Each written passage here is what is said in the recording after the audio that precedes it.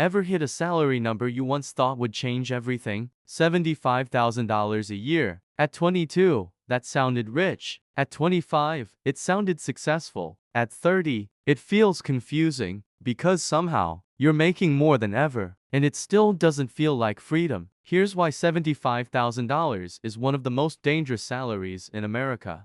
I'm not saying it's low. It's above median income in many states. But psychologically, it creates the perfect illusion of security, and that illusion quietly stalls people for years. Let me explain. When you go from $45,000 to $75,000, something changes. You don't just earn more, you upgrade your identity. You think, I made it, I'm doing well, I'm ahead now, and compared to your past self, you are. But here's the problem. Your lifestyle rises at the same speed your income does.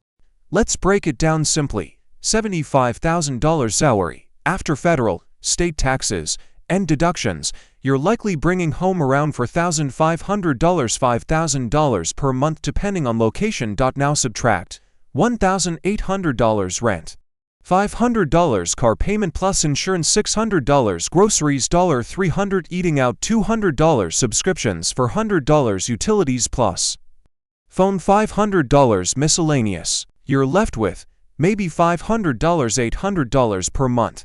That's not wealth, that's maintenance. And here's the trap. Because the gross number sounds big, you stop questioning the net result. At $75,000, you can afford better apartment, better car, better vacations, better everything. But you can't afford to stop working, to lose your job for 6 months, to fully ignore a major emergency. It's high enough to feel comfortable, not high enough to build leverage quickly. That middle zone. That's where people stall. Here's what actually separates someone who stays stuck at $75,000 from someone who builds wealth from it. It's not income, it's savings rate. If you save and invest $500 a month at 8% from age 30 to 60, that's roughly $750,000 plus. If you invest $1,500 per month instead, now you're over $2 million. Same salary, different system. Salary wasn't the ceiling, the behavior was.